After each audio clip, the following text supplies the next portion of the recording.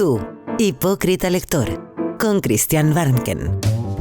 Un podcast original de Radio Pauta 100.5. Bienvenida, bienvenido, hipócritas lectores. Soy Christian Warnken, un hipócrita lector como tú. Este es el podcast Tu Hipócrita Lector, que se transmite por Radio Pauta. Se emite la primera vez el día viernes a las 7:30, todas las semanas, y que puedes encontrarlo también en Spotify y en la página de Radio Pauta, pauta.cl.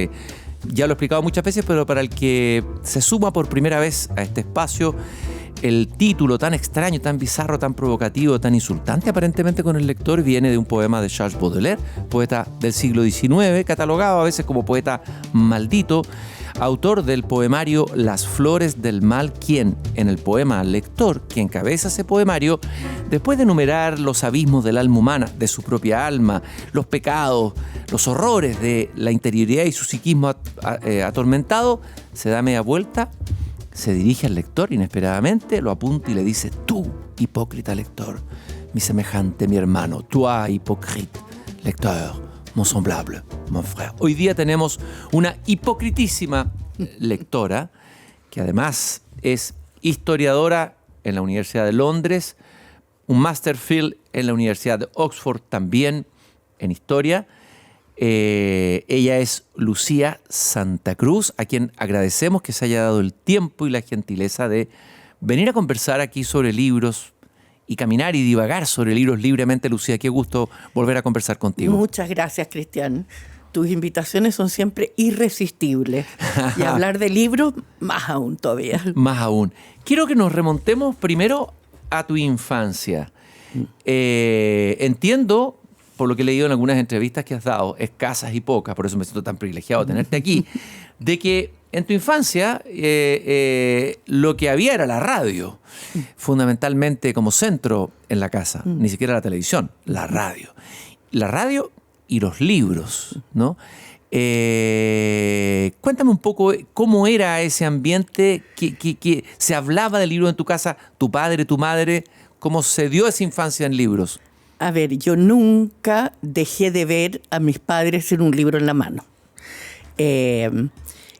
De hecho, yo tuve una infancia bastante enfermiza, entonces pasé mucho en cama, con enfermedades que hoy día no existen, como el complejo primario, que significaba que a los 9 años yo no hice colegio sino en la casa. Entonces yo era una lectora voraz. Primero en francés, curiosamente. ¿En francés? Uno habría esperado en inglés. No, porque yo estaba en las monjas francesas y toda lo que hoy día se llama la primaria, la básica, era todo en francés. Y por lo tanto, para mí, los libros de la Comtesse de Ségur, de Le Malheur de Sophie, etcétera, etcétera, fueron mi solaz. Y luego, por supuesto, fui avanzando en las lecturas y me pasaba exactamente lo contrario que le pasa a mis nietos, que yo trato que lean. Y mi mamá me decía: Linda, por favor, no lea tan rápido, que voy a tener que ir a comprar otro libro. Es como hoy día salda el celular, ¿no es cierto? Es al revés. Que uno le dice al adolescente eso. Lucía, y de estas primeras lecturas, bueno, este caso de la enfermedad que te lleva a ser lector, Jean-Paul Sartre dice que fue lector gracias a que fue un niño enfermizo. Thomas Bernhard, hay muchos que se transforman en lectores en ese periodo de enfermedad. ¿Qué, de todos esos libros, algunos los citaste ahora, cuál fue el que más te conmovió, que tengas un recuerdo más vívido? ¿Y qué te pasó con ese libro? Mira, yo creo que fueron estos libros de la Comtesse de Ségur.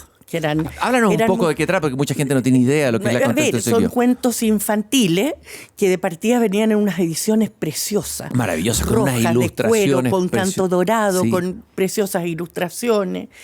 Y eran todas bastante fabulescas, en el sentido que transmitían un mensaje claramente donde había bien y donde había mal, y uno se identificaba, yo por lo menos, con el bien y luchaba contra el mal, contra los malos caracteres. Entonces son cosas que a uno la van marcando mucho más allá del rato en que se entretuvo leyendo. ¿Hay algún cuento que te acuerdes o algo vagamente? No precisamente. Sí me acuerdo después ya en una etapa, antes de entrar a la buena literatura, leí muchos libros de Pérez y Pérez, ¿Ya? que era un escritor español que escribía mucho sobre la guerra civil y era muy franquista. ¿Ya? Entonces todos los personajes buenos eran franquistas Y los malos eran republicanos. ¿Ya? Y a mí esto me producía mucho conflicto porque en mi casa no eran franquistas. Ajá. No voy a decir que fueran tampoco seguidores devotos de... Eran liberales. Eran liberales y por lo tanto Franco era una dictadura. Y entonces esto, yo tengo el recuerdo de que eso me producía a mí mucho conflicto interior. A ver, ¿dónde está? Entonces, cosa que a mí me gusta mucho, porque yo creo que una de las cosas que el libro hace es permitir el pensamiento más complejo y el pensamiento crítico. Entonces, poder leer cosas que van contra lo que a uno la rodea y que la sitúan en una situación anómala respecto a lo que está viviendo en su vida cotidiana, yo creo que es un ejercicio fantástico. Y eso yo lo he encontrado a través de mi vida, con las distintas etapas de la evolución lectora que uno tiene. Oye, ¿y tu padre, que fue embajador, Víctor Santa Cruz, en Inglaterra, era lector? ¿Qué leía? Bueno, mi papá era más bien de historia, de libros no ficción. Ya. Mi mamá era adicta a Proust. Adicta a Proust. Adicta a Proust. Palabras mayores. Leyó a Proust, yo creo que unas 3 veces. Ya. Lo leía en conjunto con la biografía de Painter. Y fíjate que cuando murió encontramos una bitácora, un cuaderno enorme, con páginas de páginas copiadas No del te libro de puedo Proust creer. en una caligrafía Qué maravillosa. Impresionante. Impresionante, porque ella en su época, mi abuela consideró que no había para qué terminar el colegio, porque vivían en Colina o en Huechuraba y era muy lejos, tenían que llevarla en carreta para la monja francesa. Entonces la sacó del colegio antes de terminar el colegio, cosa que ella resintió toda la vida. Oye, estas lectoras mujeres que fueron tan importantes, bueno, antes, en el siglo XIX, que de alguna manera fueron el público que produjo el boom de la gran narrativa en el siglo XIX en Francia y en otros lugares, ¿no? Sí. El público femenino, mujeres grandes lectoras, o sea, leerse a Proust y leérselo 3 veces no es menor. No es menor, no es menor. Yo todavía lo tengo no terminado. Claro. O sea, yo durante mucho tiempo decía cuando sea grande, y casi sigo diciendo cuando sea grande, pero lo voy a hacer antes de morir, de todas maneras. Oye, Lucía, y después de esta infancia en que te llegaron los cuentos de la Comtesse de Ségur y las de este español que contaba la guerra civil, ahí como que se te metió la historia un poquito. Un poco, sí. ¿Ah? Desde muy temprano se me metió la historia. ¿Ah? Ya. Y curiosamente se me metió la Revolución Francesa. Yo después me especialicé bastante en Revolución Francesa y mi curso más notable en la Católica era sobre Revolución Francesa. ¿Qué es lo que te apasionaba de la Revolución Francesa? Fíjate que mi primer trabajo como en investigación en el colegio, que va a haber sido en segundo medio, fue sobre Robespierre. Ajá. O sea, la idea de revolución, con todo lo que eso, con la complejidad que eso significa. Y la Revolución Francesa es un paradigma de esa complejidad, porque tiene una etapa en que uno dice, bueno, le debemos mucho, le debemos los derechos. Y al mismo tiempo fue feroz. Y por supuesto, porque tuvo una etapa liberal y después una etapa del terror. Entonces, eso... La verdad es que parece que a mí me han gustado los temas conflictivos toda la vida. Y por eso siempre he sido minoría. ¿Te gusta meterte en la pata de los caballos? En la pata de los caballos intelectual. Intelectual. No en la práctica. No en la acción. Por ningún motivo. Y a ver, ¿a quién recomendarías tú como historiadores que puedan hacernos entrar en la Revolución Francesa en ciertas profundidades? ¿Qué libro de historia recomendarías? ¿Qué autor que te parezca a ti relevante, significativo y por qué? A ver, yo estudié cuando había una hegemonía completa de la historiografía marxista. Claro. Yo fíjate que casi no tuve familiaridad alguna con el relato de la revolución, más bien con las estructuras, los problemas. Y había un autor inglés, Alfred Cobham, que hacía un poco el contrapeso a una historiografía que no era un marxismo barato, era buenos historiadores. Marxismo riguroso. Riguroso, pero con un sesgo al final. Entonces yo tuve que hacer una síntesis. Después publicó un norteamericano que se llama Norman Hampson sobre la historia social. Y cuando yo enseñaba en la Universidad Católica, donde de hecho yo las hacía leer, esto es el año 74, entré yo a la Católica, yo las hacía leer la literatura marxista porque eran los clásicos. Y de hecho una alumna me fue a denunciar de que yo era una comunista encubierta porque estaba haciendo leer lecturas marxistas. Pero entonces yo tenía que producir una suerte de síntesis. Pero todo eso cambió con el advenimiento de Furet. Sí. Furet reinterpretó y tiene varios libros, pero hay unos bien sencillos sobre la Revolución Francesa. ¿Y básicamente. en qué basa? ¿Cuál es la reinterpretación de la Revolución Francesa de Furet? Mira, en el sentido de que de que toma la complejidad de los sucesos, de las causas, de los eventos, que muchas veces quedaban marginados porque no cabían dentro de la estructura muy rígida de la interpretación del materialismo dialéctico. Entonces se veía solamente como un cambio en la estructura de clases, con el surgimiento de la burguesía, y con eso se perdían muchos matices, como por ejemplo la influencia de las ideas, que son bastante autónomas, los filósofos contribuyeron, lo que fue la miseria como causa también. Entonces es una visión mucho más equilibrada.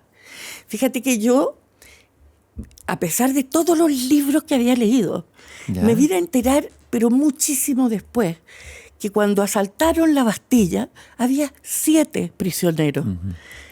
Nunca había visto ese detalle. Para mí era, claro, es que fue simbólico, pero la verdad es que había 7 y no eran perseguidos políticos. Entonces, bueno, él como que se ha producido ahora una síntesis en lo que es la narrativa y el análisis más estructural. ¿Y hoy día hay alguna revisión interesante de la Revolución Francesa? Yo creo que hay una nueva forma de hacer historia, que no es la historia de las ideas que yo estudié, sino que es un poco la historia política, pero con énfasis en las ideas, más integrados. Son tendencias, moda, que van enriqueciendo, en realidad. Oye, me llama la atención la importancia de la matriz francés y francófona en tu formación, siendo que uno te asocia con más el mundo anglosajón y el mundo inglés. Totalmente. Yo me fui a Inglaterra a los 14 años. Yo había tenido una miss que iba en las tardes a tratar de que yo aprendiera inglés, pero la verdad es que no sabía ni siquiera inglés. Pero llegué en agosto y en septiembre estaba interna en un convento de monjas irlandesas. Uy, qué duro, qué fuerte. Durísimo. Mira, las monjas francesas parecían de una liberalidad, pero maravillosa comparado con las irlandesas. Hay un escritor chileno, un narrador, Oscar Bustamante, que narra en un libro, porque su papá parece que fue embajador mucho después, en Inglaterra también, y Bustamante, y él venía del Maule, de la zona rural, del campo, un mundo protegido, y de pronto se ve metido en un internado en Inglaterra. Y lo cuenta en creo que se llama El jugador de rugby. Es preciosa. Fíjate. Esa novela yo creo que te puede gustar. Fíjate. Bueno, y ahí también pasó algo que conecta los eventos azarosos con los desarrollos intelectuales que uno tiene. Cuando yo llegué, hubo una reunión con mis padres y yo y las monjas, que dijeron, bueno, nosotros no esperamos que Lucía se integre a los cursos. Los extranjeros aquí vienen a aprender inglés, así es que, sobre todo viniendo de Chile, no esperamos nada. Y a mí me bajó un orgullo patrio, pero así horroroso. Mi papá era embajador y yo sentía como el peso de la reputación del país. Y yo dije, aquí no me van a vencer. Y es atroz porque es poco modesto, pero en el primer trimestre salí la segunda al curso. ¡Uy! ¡Qué odisea! ¡Qué hazaña! ¿Y eso te produjo la admiración entre tus compañeros? ¿Qué pasó ahí con el grupo? ¿Quiénes eran tus compañeros? Mira, no era un colegio muy bueno académicamente. ¿Ya? Y eso yo me di cuenta cuando estaba ahí, que a las que iban a tomar los exámenes para entrar a la universidad, les daban alimentación especial, porque eran tan especiales, eran tan pocas. Entonces yo estuve un año y después hice con tutores privados, 2 años en uno, Y ahí tuve que aprender latín para poder entrar a las universidades inglesas en esa época. Entonces, fue una experiencia bastante limitada, pero que sí me hizo a mí esforzarme mucho y creer en el esfuerzo y que lo que uno comienza lo termina, etc. Lucía, volvamos, pasamos ahí a la infancia, la contexto siguió, la juventud o la adolescencia. ¿Alguna novela, algún libro que te haya conmovido, que te haya marcado y que todavía sigue siendo un libro talismán para ti, por decirlo? A ver, total y absolutamente.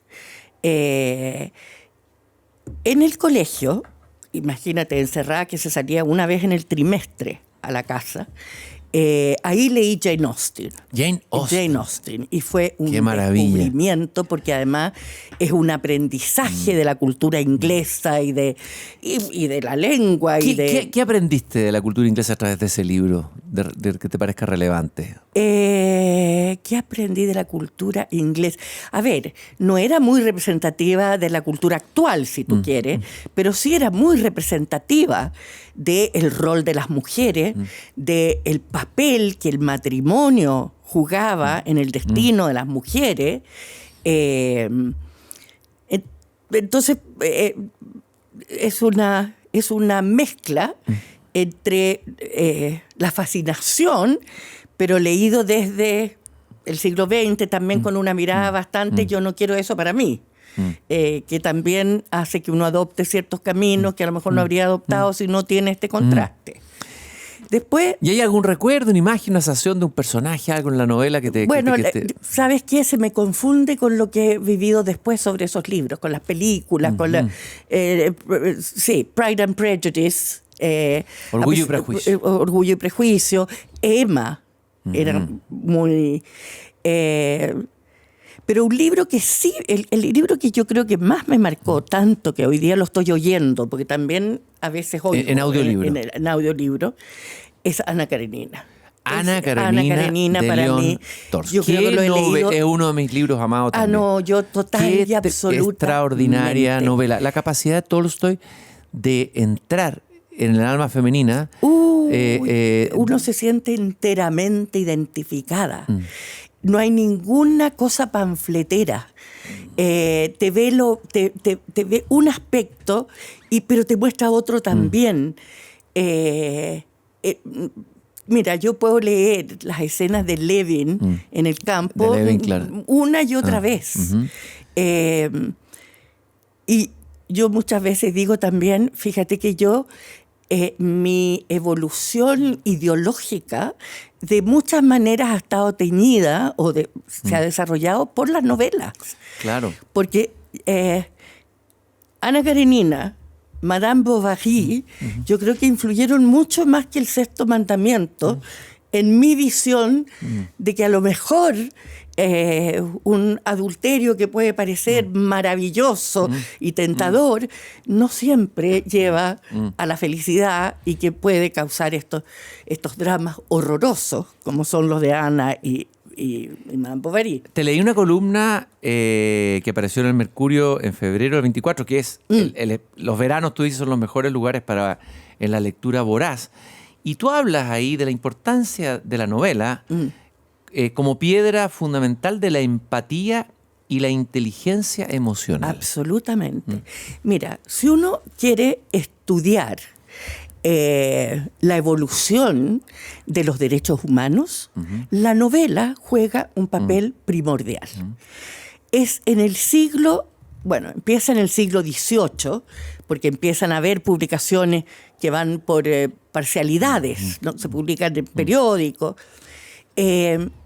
Pero es la primera vez que la gente puede identificarse con personajes muy distintos a los propios, a los que cercanos, y puede identificarse con personas de otro estrato socioeconómico, de otro país, y empieza a vivir el dolor ajeno como si fuera el propio. Claro, no son derechos humanos abstractos. No, son encarnados. Un cambio en la sensibilidad. Entonces hay una coincidencia que en esa época, en el 18, digamos, surge Beccaria, que habla de las penas y del castigo, y por primera vez nos dice si el castigo no es una venganza, es para proteger a la sociedad, pero no puede ser, no pueden haber malos tratos, no puede haber tortura.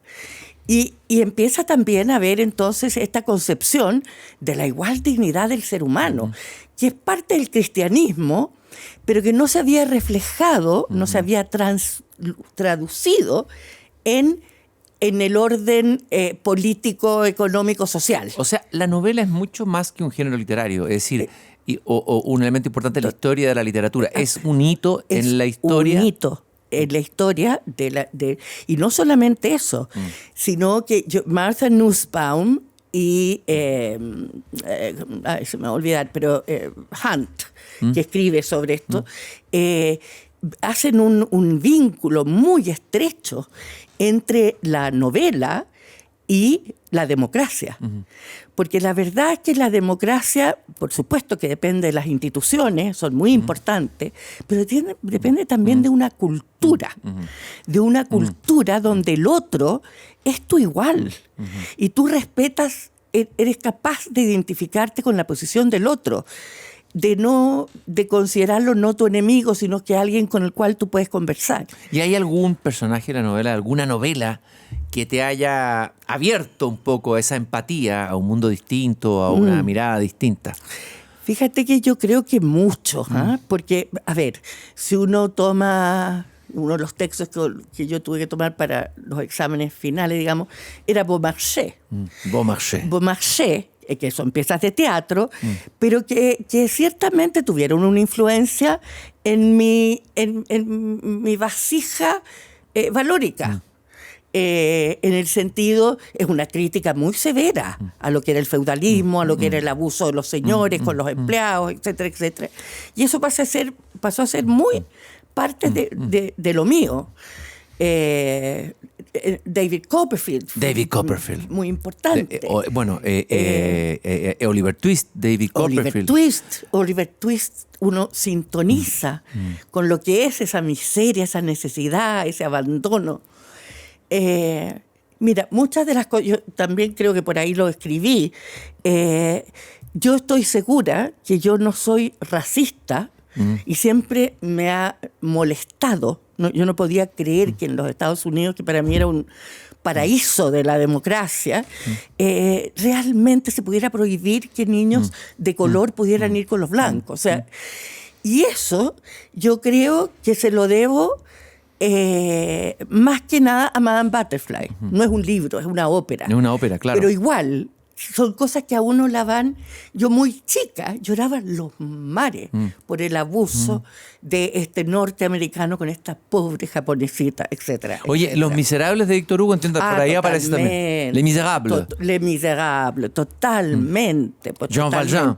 Totalmente. Fíjate que yo solía mojar los libros con las lágrimas, cosa que además es bien terapéutico. Hay muchas veces que las personas no lloran o no se atreven a llorar por la realidad, y es muy sanador poder llorar por la ficción. Me acuerdo que otro libro que... O sea, en el fondo una catarsis, como la que Aristóteles describía del teatro. El teatro, en el mundo griego, era la catarsis. Ahora la novela tal vez sea el lugar de la catarsis, ¿no? Contemporánea. Claro. Me acuerdo de más adolescente, más chica, María. María Jorge Isaacs. De Jorge Isaacs. Novela latinoamericana esa. Yo sollozaba. O sea, era igual que, también bien chica, con los poemas de Gustavo Adolfo Bécquer y después con las 20 canciones de amor, fueron parte constitutiva del desarrollo emocional de mi generación. Ahora, uno diría que Lucía Santa Cruz, historiadora, muy preparada intelectualmente, todo funciona por el intelecto, pero parece que también hay ahí el corazón y lo irracional y las emociones juegan un papel importante en tu formación. Pero totalmente. Yo siempre trato de estar leyendo una novela y un libro de más de historia, de ensayo objetivo, digamos.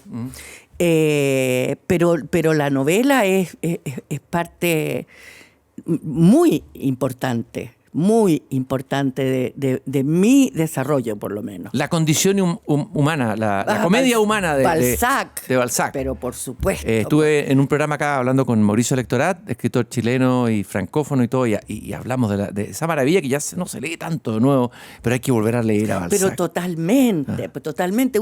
A ver, ¿cómo se entiende nuevamente la complejidad de la avaricia sin Père Goriot? Papá Goriot. Claro. Qué conmovedora esa historia. Es tremenda. Esas hijas. Tremenda. En esa pensión. Sí, claro. Sí. Y fíjate que hay otra cosa. Yo siempre le digo a mis niños, a mis nietos, miren, no es que el esnobismo no haya existido siempre, pero hay una diferencia. Nosotros no éramos snob con la marca de la zapatilla. Veraneábamos con unas alpargatas que comprábamos en almacén. Era más austero, un país más austero. O sea, la élite era austera también. Total, y nadie nos daba lo mismo esa parte. Pero yo reconozco que era un snob intelectual tremendo. Ya. Y cuando yo sabía que iban a ir jóvenes a visitarme a los 14 años, 13 años, yo sacaba Sartre y lo ponía en la mesa de centro, abierto, para que ellos vieran lo que yo era. Oye, y entonces, podrías inhibir a varios posibles candidatos. Bueno, sí, obviamente, me costó casarme, te voy a decir. Ponerle a Sartre enfrente. Exactamente. Estás escuchando un podcast original de Radio Pauta, 100.5. Oye, Sartre fue muy importante para Vargas Llosa, pero ¿fue para ti como Fíjate escritor? que nunca me produjo, siempre me produjo más rechazo. ¿Qué es lo que rechazas en la figura de Sartre? Te entiendo perfectamente. Sí, a ver, toda esa intelectualidad francesa, con cero discernimiento respecto a la Unión Soviética, es respecto al horror, hubo una complicidad activa, sí, claro, de Simone de Beauvoir, de él. ¿Para qué hablar de otro de mis horrores, que son Foucault y Derrida, y todo lo que el postmodernismo ha significado para el estudio de las humanidades? ¿Qué es lo que crees tú que significa? ¿Cuál ha sido lo más letal? A ver, o sea, de partida ha destruido la posibilidad de que exista una verdad que podamos nosotros perseguir, porque es lo que tú sientes o lo que tú percibes lo que es real. Ha deconstruido el sujeto, ya no está el sujeto como... No existe el sujeto, no existe... Entonces los historiadores no tienen por qué ir a los archivos, porque cualquier historia, cualquier interpretación es tan válida como la otra. Se acaban las jerarquías de lo que es un buen libro, un libro mediocre y un libro malo, porque lo que importa es lo que tú leas de ese libro. Y por lo tanto, entre leer a Corín Tellado o leer a Tolstoy, da exactamente lo mismo. Y eso se ha traducido en las universidades, sobre todo en las universidades norteamericanas, que han cambiado los currículums, rebajando los estándares enormemente. Y ha dado lugar a ciertos estudios que pueden tener alguna contribución, pero que también han significado una gran pérdida, que son los estudios desde otra dimensión, que no son la academia clásica, no son la literatura, sino que son los estudios de género, los estudios feministas, los estudios coloniales, postcoloniales, etcétera, etcétera. En que la teoría está antes que el texto. Exactamente. Entonces, el texto está subordinado, es una excusa. Es una excusa, es una fabricación, es una construcción social. Ahora, esto ha producido, es verdad que ha habido ese fenómeno que estás describiendo en las universidades norteamericanas, produjo el efecto contrario, que hoy día tenemos a un Trump interviniendo. A ver, ¿Cómo ves tú, cómo miras tú eso? Me alegro muchísimo que tú pongas ese tema, fíjate, porque... a ver, yo no puedo ser más contraria a todo lo que ha sido la cultura woke. O sea, realmente creo que ha debilitado la columna vertebral de Occidente. Pero creo que lo que está haciendo Trump, que es usar el poder del Estado, la coerción, para imponer otro código ideológico, es casi peor. Porque yo creo que en los temas culturales tiene que haber una libre competencia de ideas. Desde luego, no puede haber una unanimidad, nada más asfixiante que una unanimidad. Y yo creo que las universidades, los administradores de las universidades, pecaron gravemente. Introdujeron la censura, introdujeron la autocensura, introdujeron el castigo castigo a la disidencia. Y todo eso es muy grave. Pero para mí, que venga un gobierno a condicionar sus fondos al currículum, además en una forma totalmente errada. No sé si tú leíste un ensayo, ya se me olvidó quién era, pero sobre Harvard, porque uno de los odios principales de Trump es Harvard. Porque es antisemita, porque, en fin. Sí. Oye, y no, Steven Pinker. Steven Pinker, el gran científico darwinista. No, uno que escribió sobre la ilustración hoy. Ah, ya, perfecto. A ver, es una persona que no tiene nada de izquierdista y hace una defensa objetiva de Harvard. Frente a la acusación de que es antisemita, muestra que hay, ponte tú, 120 cursos sobre judaísmo. En fin, va desmontando todos estos prejuicios de Trump. Y me preocupa, porque el otro día leía a un político chileno, no quiero nombrarlo ni identificarlo indirectamente tampoco, pero que hablaba que había que recuperar el alma de Chile y que para eso había que retirar ciertos libros. Entonces, sí, lo escuché también. Eso es francamente aberrante, peligroso. Me llama la atención que no se hayan alzado más voces a partir de esa declaración. Es llamativo eso. Es impresionante. Es impresionante. Fíjate que a mí yo encuentro que es dramático que la gente no comprenda que la historia de la humanidad, hasta hace 200 años y pico, era una historia de opresión, de falta de libertad intelectual, religiosa, de miseria, de arbitrariedad, y que estén dispuestos a jugar con lo que es la base central de la democracia, que es la libertad de expresión. Bueno, tú has dicho además esto de retirar libros, que en la misma columna que comentaba yo recién, que la imprenta y el libro de alguna manera fueron importantes para forjar una mentalidad democrática y la autonomía individual. Totalmente. Está íntimamente ligada. Y por lo tanto, tratar de sacar libros, censurar libros, está atacando también eso. A la persona, a la persona. La gente tampoco comprende. Ayer tuve que dar una charla sobre la imprenta, lo que significó, porque la gente se asusta mucho con lo que significa Internet y la inteligencia artificial. Pero la invención de la imprenta fue una revolución que tuvo unas repercusiones gigantescas en todos los ámbitos. Piensa tú que no existía la lectura individual. Claro. La lectura era colectiva. Claro. Los libros se reproducían a mano por los monjes, costosos, demorosos. Entonces, y de repente puede haber acceso al texto, a la Biblia. Y con eso se acaba la mediación ahí va de la Lutero, Iglesia. Y viene Lutero, el protestantismo. Y se traducen al vernacular. Y la traducción del vernacular es sumamente interesante también desde el punto de vista de la lengua. Desde luego, literario. Porque, exacto, y se consolidan los idiomas, que eran muy dispersos. El español era muy disperso antes, el inglés muy disperso. Las lenguas romances. Claro, y eran con variaciones internas. Y aquí se unifica, y eso te crea pertenencia, te crea sentido de nación. De ahí vienen después el Estado-nación. En fin. Y viene también, porque la interpretación individual, la división de la cristiandad, produjo las guerras religiosas más horrorosas, de una crueldad y una duración infinita. Y como reacción a eso, creo yo, que viene John Locke y los pedidos de tolerancia. Los Estados Unidos se basa en esta búsqueda por una libertad religiosa.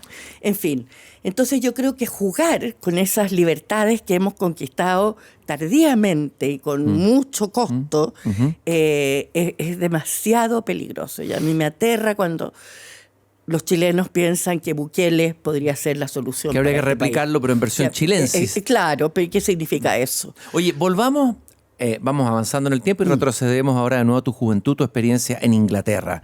Ahí, te formaste en el colegio, después estudiaste en la universidad, estudiaste historia en la Universidad de Londres y también en Oxford hiciste este Masterfield, también en historia. Bueno, ese ha sido un momento muy estimulante, imagino, intelectualmente, de acceder al mundo anglosajón, al pensamiento liberal. Tiene que haber sido... A ver, cuéntanos los hitos en términos de lectura, qué accediste, qué maestro te marcó. Cuéntanos un poco esa historia que la encuentro muy interesante de compartir, Lucía. A ver, en primer lugar, Isaiah Berlin. De Isaiah. Háblanos de él, cuéntanos. Isaiah Berlin... Cuenta quién es para que... Isaiah Berlin era de Lituania. Era emigrado judío de Lituania en Inglaterra. para mí es uno de los grandes filósofos del siglo XX, que de alguna forma viene a reanudar y a modernizar el pensamiento liberal clásico. ¿Y en qué renueva el pensamiento liberal clásico? ¿Cuál es el aporte más sustantivo? Yo creo que en hacer entender mejor lo que es la libertad, que es un término muy confuso y es un término que es usado en sentidos diametralmente opuestos a veces. Entonces hay una obra de Isaías Berlin, hay muchas, pero en fin, hay un ensayo corto que se llama Dos ensayos sobre la libertad, que es magistral porque nos da la esencia de la diferencia entre lo que los totalitarismos piensan que es la libertad y lo que el pensamiento liberal considera que es la libertad. ¿Y cuál es la libertad en el sentido genuino? Bueno, depende de lo que uno... Para mí, para mí, él hace la diferencia entre la libertad negativa y la libertad positiva. Claro. Y la libertad negativa es aquella esfera donde yo tengo el derecho a actuar sin la interferencia arbitraria de otro en lo que yo quiero hacer, tomando en cuenta que estoy limitada por la libertad del otro. Entonces, ahí yo a mis alumnos siempre les daba el ejemplo. Tiene que ser la intervención deliberada de alguien. Porque si yo no puedo leer porque soy ciega, no carezco de libertad. Padezco una injusticia, una miseria. Pero si alguien me quema los libros, o me venda, o me deja en una prisión oscura y no puedo leer, ahí se está coercionando mi libertad negativa. Ahora, la libertad positiva se supone que es aquellas conductas que a uno la llevan a un bien superior. Y yo creo en eso, pero no creo que eso deba ser llevado a nivel de la colectividad. No creo que ese concepto de la libertad positiva deba ser la inspiración de la organización social, política y económica. Yo puedo tener una libertad positiva católica porque soy católica, pero soy libre y autónomamente la adopto. Claro. Pero yo no quiero un Estado teocrático que me venga a mí a prohibir conductas que la Iglesia no quiere, pero que a lo mejor yo sí quiero. Oye, Mario Vargas Llosa, supongo que tú leíste ese libro, tiene este magnífico ensayo que se llama El llamado de la tribu, donde cuenta cuáles fueron las lecturas que lo fueron transformando en una suerte de conversión hacia el liberalismo. Entre ellos cita Berlin. Es precisamente ese libro. Claro, cita Berlin y cita a otros. Bueno, para mí el otro libro monumental en este sentido es Karl Popper. Karl Popper, la búsqueda sin término, de la verdad. Sí. Yo lo que a mí me transformó fue la sociedad abierta y sus enemigos. La sociedad abierta y sus enemigos. Que hace un análisis, es maravilloso. ¿Ya? Un análisis de Platón, de Hegel, de Marx, como representantes de este intento por cerrar las sociedades. Claro. A mí eso me consolidó. Claro. Uno piensa en la República de Platón y dice qué maravilla, qué hermosa idea, pero es peligrosa. Pero qué horror. Una república platónica o una política en términos platónicos. Tremenda. Mira, hay que tener, creo yo, y a mí yo creo que me lo han dado los libros, y no solamente los libros de pensamiento liberal, hay que tener mucho cuidado con el ejercicio de la autoridad sobre nosotros mismos. Lucía, ¿hay algún autor de la trinchera opuesta tuya, en la otra orilla, algún pensador que tú admires en la diferencia? Sí, yo admiro a Rawls, no comparto toda su visión, pero lo admiro. Fíjate que yo admiro también ciertas contribuciones de Marx. Yo creo que Marx apuntó a algo verdadero cuando hizo esta relación entre lo que son las condiciones materiales de vida y la forma en que actuamos. Yo no creo que sean determinadas, pero yo sí creo que influyen. Y el concepto de alienación también, ¿no? Y el concepto de alienación, que además era muy vivido en los años 60, con las formas de producción que existían entonces. No, a mí me gusta leer también a personas con las cuales no estoy de acuerdo. Ahora, uno siente que nadie puede ser tan inteligente como cuando piensa igual que uno, pero, claro, desde luego. Pero hay que estar abierto a leer. Yo siempre pienso que cuando uno tiene un punto de vista tiene que ver todas sus debilidades y tiene que enfrentarlas. Entonces, sí, es cierto. A ver, yo soy liberal, pero podemos vivir en una sociedad donde el único valor sea la libertad, como piensan los pensadores más libertarios. Claro, Agustín Esquella tiene un libro que soy liberal, pero...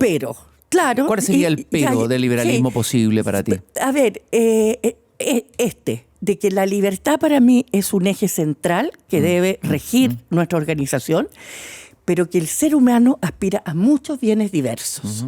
Y aspira a la libertad, pero también aspira a una cierta igualdad. Las madres perseguimos una cierta igualdad entre nuestros hijos y apoyamos al que lo necesita. No le sacamos los patines a los que les va mejor. Pero hay un instinto, y eso lo reconoce incluso Friedman, de que desigualdades muy grandes son repugnantes a la vista.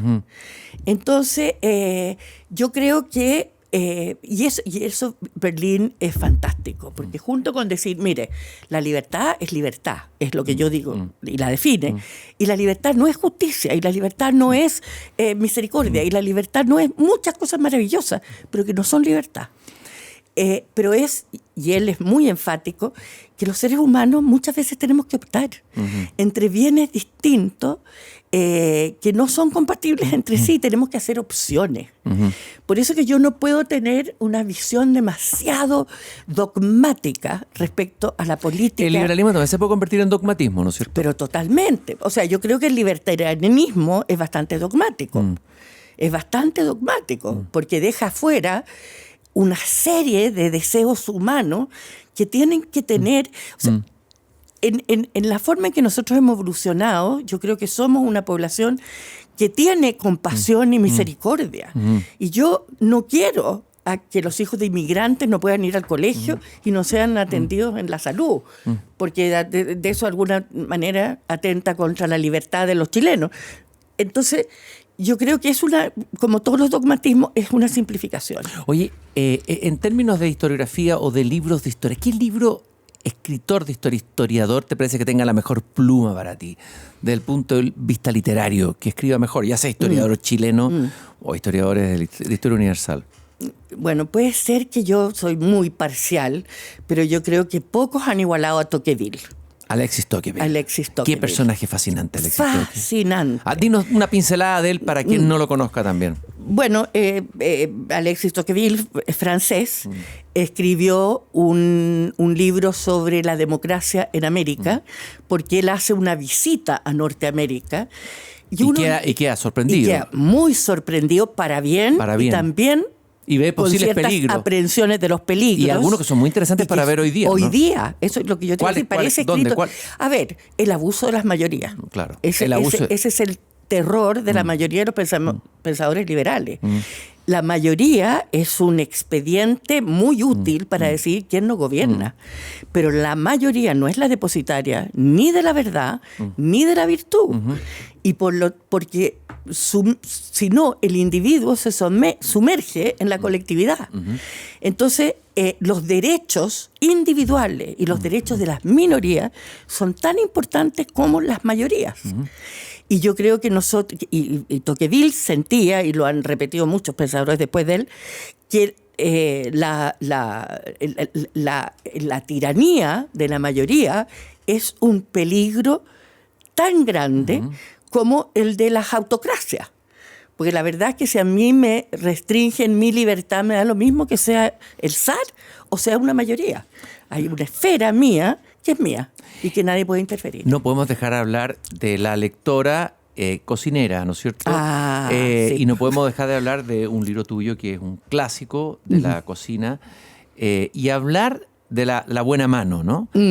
A ver, ¿qué libro de cocina te parezca a ti atractivo, no sé si literariamente, algún clásico? Sí. Que hagamos un pequeño recorrido ahí de un menú de libros de cocina. A ver, en Inglaterra hay grandes escritoras de cocina.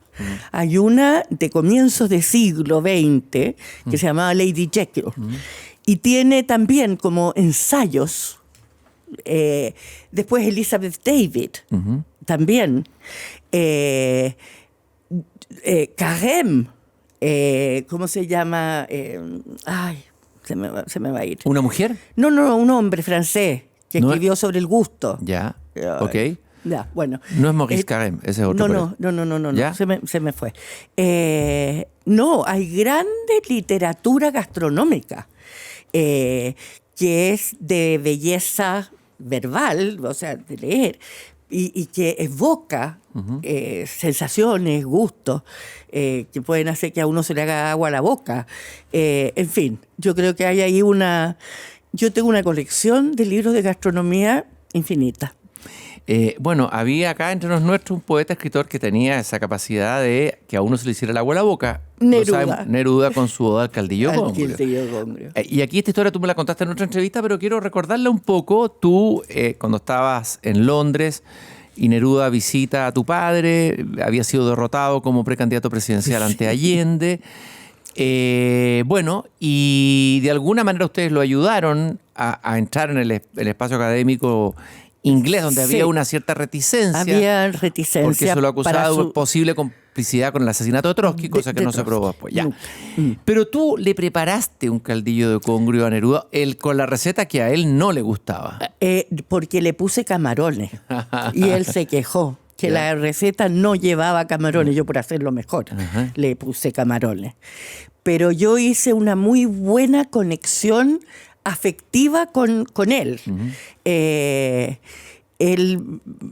de hecho, creo que te lo conté también, pero cuando él se fue de embajador a París, yo seguía viviendo en Londres, en la Unidad Popular, me llamaba siempre. ¿Te cobraba que no fueras a verlo a París? Me cobraba sentimiento porque no lo iba a ver.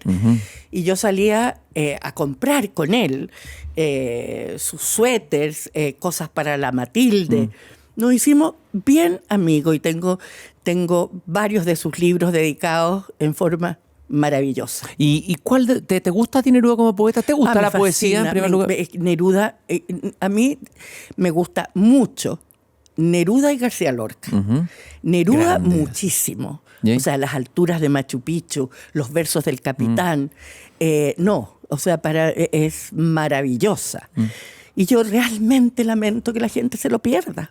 Sí. Que la juventud se lo pierda. Claro, que no lo lea. Porque se habla mucho de Neruda, pero no se lo lee. Esa es la verdad. No se lo lee. No se lo lee. Son escritores tan conocidos, se le hace hasta un culto a la personalidad, se le ha hecho a Neruda. Exacto. Pero no se lee sus libros. Y hoy día se le puede hacer una funa a la personalidad también. Desde luego. Cosa que hay que tener mucho en cuidado. España querían algunos movimientos feministas más radicales eliminar su libro de las listas de escolares, absolutamente, porque había sido mal marido. Imagínate, esta confusión. O mal padre. O sea, porque ahí tendríamos que sacar y expurgar a cuánto autor de toda la historia de la literatura. A todos, pues. Y tendríamos que suprimir Don Giovanni porque atenta contra el feminismo. Oye, Lucía, pucha, queda tanto por conversar, pero por último, ¿qué estás leyendo tú? ¿Qué es lo que te emociona leer ahora? ¿Te interesa leer hoy? ¿En qué estás? ¿Qué has estado leyendo últimamente que te gustaría compartir con nosotros? Mira, acabo de terminar un libro extraordinario que yo creo que desgraciadamente no está traducido al castellano, de una mujer muy extraordinaria que fue escritora, que se llama Iris Origo. Y ella es mitad norteamericana, de una familia, esto sucede en los años 20, 30. ¿Ya? De un padre norteamericano, de una familia muy rica, muy influyente, y de una madre de la aristocracia inglesa, que queda huérfana de padre, y la madre se va a vivir a Fiesole, a las afueras de Florencia, cuando Florencia era un centro intelectual, cultural muy importante, con Bernard Berenson, con personajes. Y ella escribió varios libros, pero esta es su autobiografía. Y es algo conmovedor, de una belleza impactante. Yo sufrí cuando se terminó.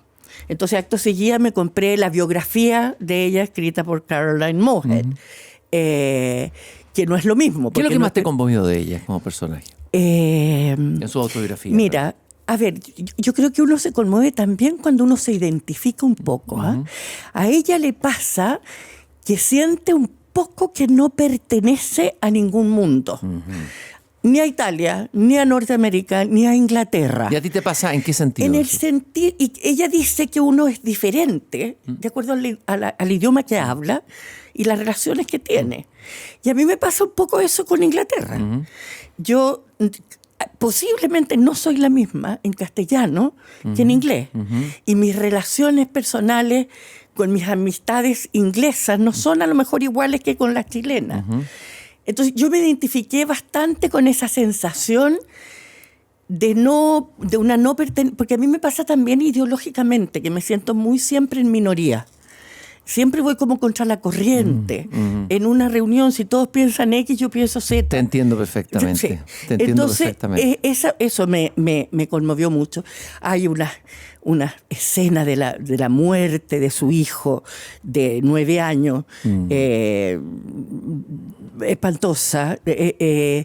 Su vida amorosa, que no me identifico tanto porque soy más restringida en mis amores, pero Más monógama. más monógama, Yeah. pero que son muy conmovedores, porque también te muestran que ella se enamora locamente después de un inglés, pero tiene un marido italiano al que adora, y con el que mueren viejos, Oye, qué unidos. fascinante. Anotamos el libro y no está traducido al español. Debe No estar. está, se llama Sombras y Shadows and Images, Iris Origo.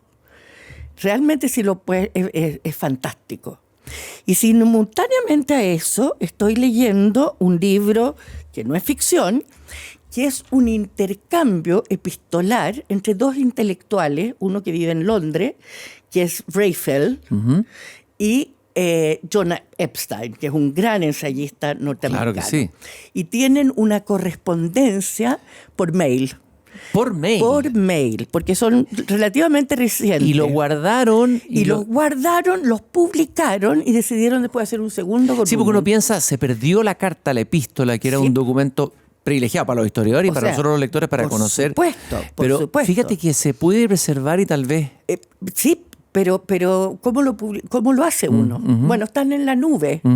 Se irá a poder rescatar, me imagino, porque si no nos vamos a quedar sin memoria. ¿Cómo vamos a escribir la historia Ya, ¿y qué social? encontraste en ese intercambio epistolar? Mira, Una perla que nos puedas compartir.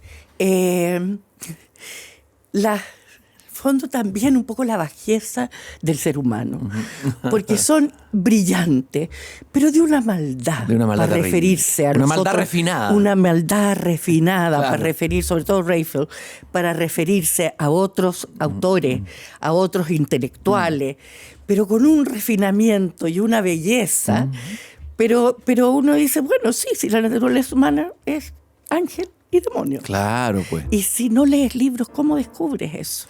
Claro, ese embutido de ángel y de bestia que somos, según Nicanor Parra. Nicanor Parra. Lucía, te agradezco muchísimo habernos regalado tu tiempo y haber conversado y habernos compartido el recorrido apasionante por tu vida y tus libros aquí en Tu Hipócrita Lector. Oye, yo no te lo puedo agradecer más porque es demasiado estimulante conversar contigo siempre. Más aún sobre libros. Lucía Santa Cruz en Tu Hipócrita Lector. Queridos hipócritas lectores, queridos y queridas hipócritas lectores, ustedes saben que si quieren escuchar otros capítulos tan interesantes como este, pueden buscarlos en la página de Pauta, pauta.cl, pero también en Spotify están estas emisiones, este programa, este podcast. Nos encontramos en el próximo capítulo. Muchas gracias por habernos acompañado. Tu Hipócrita Lector, con Christian Warnken. Un podcast original de Radio Pauta 100.5.